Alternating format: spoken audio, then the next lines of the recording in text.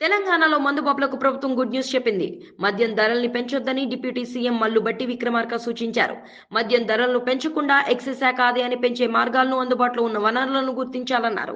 Pre budget సమావేశంలో భాగంగా సచివాలయంలో ఎక్సైజ్, టూరిజం శాఖల అధికారులతో సంబంధిత మంత్రి జూపల్లి కృష్ణారావుతో కలిసి ఆయన సమీక్ష నిర్వహించారు.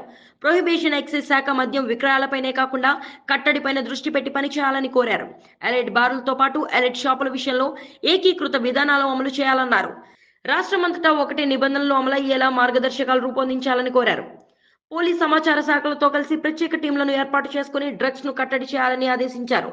ఇందుకు సరైన యంత్రాంగాన్ని ఏర్పాటు చేసుకోవాలని, ప్రజల్లో అవగాహన కల్పించాలని సూచించారు. డ్రగ్స్ మహమ్మారిని అరికట్టేందుకు కఠిన చర్యలు తీసుకోవాలని పేర్కొన్నారు. రాష్ట్రంలో పురాతన కట్టడాలు, దేవాలయాలు ఉన్న ప్రదేశాల్లో టెంపుల్, ఎకో టూరిజం అభివృద్ధికి గల అవకాశాలను అన్వేషించాలన్నారు. టెంపుల్ టూరిజం అభివృద్ధికి దేవాదాయ, పర్యాటక, ఆర్టీసీ శాఖలు సమన్వయంతో పనిచేయాలన్నారు. తగిన మార్కెటింగ్ వ్యవస్థ లేని కారణంగా సహజ సిద్ధమైన పర్యాటక ప్రదేశాలను వినియోగించుకోలేకపోతున్నామన్నారు. తెలంగాణ సాంస్కృతిక వారసత్వాన్ని అంతర్జాతీయ పర్యాటకులకు తెలియజేసేలా తగిన చర్యలు తీసుకోవాలన్నారు. టూరిజం ప్రాజెక్టులను ప్రభుత్వమే చేపట్టలేదని, మౌలిక సదుపాయాల ప్రాజెక్టులో ప్రైవేట్ కంపెనీల పెట్టుబడులకు అవసరమైన మార్గదర్శకాలను రూపొందించాలని కోరారు.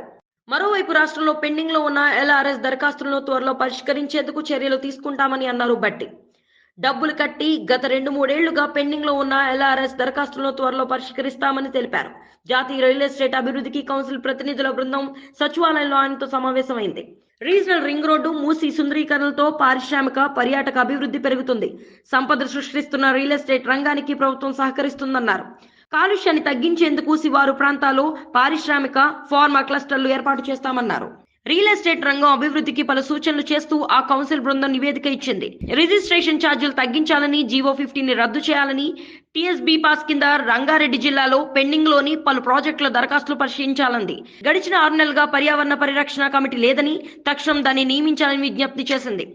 నిర్మాణాల కోసం తాత్కాలిక విద్యుత్ కనెక్షన్ల ఛార్జీలను తగ్గించాలని కౌన్సిల్ బృందం కోరింది. రాష్ట్ర ఖజానాకు ఆదాయాన్ని తెచ్చే సంపద సృష్టికర్తలను ఏమాత్రం ఇబ్బంది పెట్టబోమని, వారు ఎదుర్కొంటున్న సమస్యలను తీర్చేందుకు ప్రయత్నిస్తామని స్పష్టం చేశారు డిప్యూటీ సీఎం.